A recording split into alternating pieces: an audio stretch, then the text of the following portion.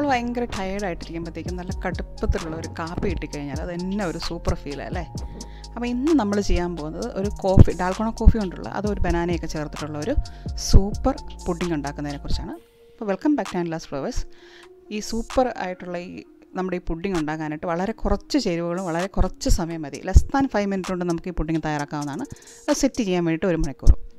അപ്പോൾ നമ്മുടെ ഈ പുഡിംഗ് ഉണ്ടാക്കുന്നത് എങ്ങനെയാണെന്ന് നമുക്ക് നോക്കാം. അപ്പോൾ അതിനായിട്ട് വേണ്ട ഇൻഗ്രീഡിയൻസ് എന്തൊക്കെയാണെന്ന് നമുക്ക് നോക്കാം. അതിനു മുമ്പായിട്ട് നമ്മുടെ ഈ ചാനൽ ഇതുവരെ സബ്സ്ക്രൈബ് ചെയ്തിട്ടില്ലാത്തവർ ഒന്ന് സബ്സ്ക്രൈബ് ചെയ്യാൻ മറക്കരുത്. അപ്പം നമുക്കിതിന് വേണ്ട ചേരുവകൾ വളരെ കുറച്ച്, നിങ്ങൾക്ക് കാണാം ഇപ്പം വളരെ കുറച്ച് സാധനങ്ങൾ മാത്രമേ നമുക്കിതിന് ആവശ്യമുള്ളൂ.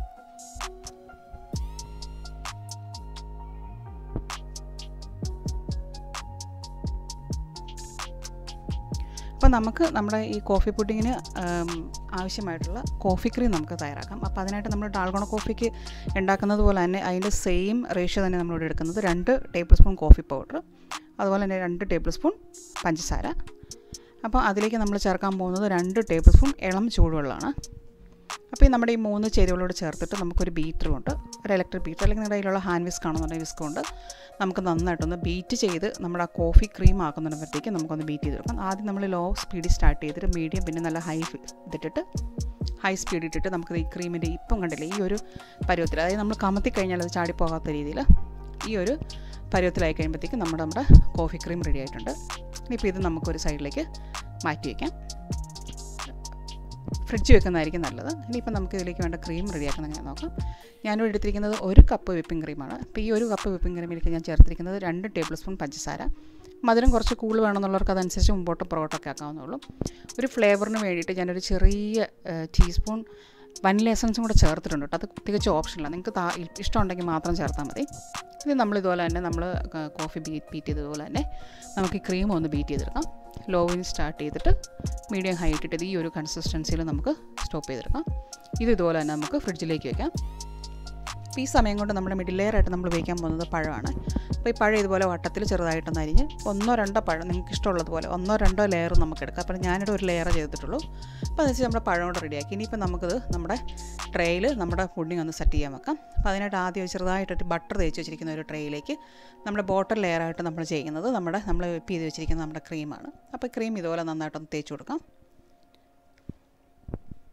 അപ്പോൾ ഇതിന് ഇടയിലേക്ക് നമ്മൾ അരിഞ്ഞു വെച്ചിരിക്കുന്ന പഴമാണ്. ഈ പഴം ഒരു ലെയറായിട്ട് ഇതുപോലെ അടുക്കി കൊടുക്കാം. അത് നമ്മുടെ ഇഷ്ടം പോലെ, നമ്മുടെ താല്പര്യം പോലെ നമുക്ക് പഴം ഇതുപോലെ 1-2 ലെയറായിട്ട് ചെയ്ത് കൊടുക്കാവുന്നതാണ്. എനിക്ക് തോന്നുന്ന മറ്റുള്ള ഫ്രൂട്ട്സും ഇതുപോലെ തന്നെ നമുക്ക് ഇതിനിടയ്ക്ക് ട്രൈ ചെയ്ത് നോക്കാവുന്നേ ഉള്ളൂ. ഡേറ്റ്സ് ഒക്കെ ഇട്ടാലും നല്ലതായിരിക്കും. അപ്പോൾ ഇതുപോലെ നമ്മുടെ പഴം നേരത്തെ, ഇനി ഇതിലേക്ക് ടോപ്പ് ചെയ്യാൻ പോകുന്നത് നമ്മൾ നേരത്തെ തയ്യാറാക്കി വെച്ചിരിക്കുന്ന നമ്മുടെ ഡാൽഗോണ കോഫിയാണ്. അപ്പോൾ അത് ഇതുപോലെ തിൻ ലെയറായിട്ട് കൊടുത്താൽ മതി കേട്ടോ, കാരണം നല്ല സ്ട്രോങ് ആണ് നമ്മുടെ ഈ കോഫിയുടെ ക്രീം. അപ്പോൾ നമ്മുടെ കോഫി ക്രീം ഇതുപോലെ തന്നെ ടോപ്പിൽ ഒരു തിൻ ലെയറായിട്ട് വെച്ച് കൊടുത്തിട്ടുണ്ട്. എന്നിട്ട് ഇത് നമ്മൾ ഡെക്കറേറ്റ് ചെയ്യുന്നത് ഓരോരുത്തരുടെ മനോഭാവം ഇഷ്ടം അനുസരിച്ച് നമുക്ക് നമ്മുടെ ഇഷ്ടം പോലെ നമുക്കിത് ഡെക്കറേറ്റ് ചെയ്ത് കൊടുക്കാവുന്നതാണ്. ഞാനിതിലേക്ക് ജസ്റ്റ് ചോക്ലേറ്റ് ഫ്ലേക്സ് ആണ് ടോപ്പ് ചെയ്ത് കൊടുത്തിരിക്കുന്നത്. അതുപോലെ തന്നെ ഞാൻ പിസ്ത ഇതുപോലെ തന്നെ ക്രഷ് ചെയ്തിട്ടുണ്ട്. അപ്പോൾ നമ്മുടെ ഇഷ്ടം പോലെ നമുക്ക് ചോക്ലേറ്റ് ഫ്ലേക്സ് വിതറാം. അതുപോലെ നട്ട്സ്, അണ്ടിപ്പരിപ്പൊക്കെ ഇതുപോലെ തന്നെ നമുക്ക് പൊടിച്ചിട്ട് വിതറി കൊടുക്കാം. എന്നിട്ട് നമ്മളിതൊന്ന് സെറ്റ് ചെയ്യാൻ വേണ്ടി ഒരു 1 മണിക്കൂറെങ്കിലും മിനിമം ഒന്ന് ഫ്രിഡ്ജ് വെക്കണേ. അത് കഴിഞ്ഞിട്ട് നമുക്ക് മുറിച്ചെടുത്ത് കഴിക്കാവുന്നേ.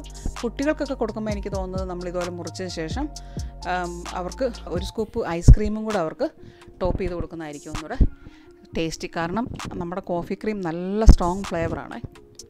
ഇതുപോലെ ജസ്റ്റ് ഒരു സ്കൂപ്പ് ഐസ്ക്രീമും ഇട്ടിട്ട് കൊടുക്കാം.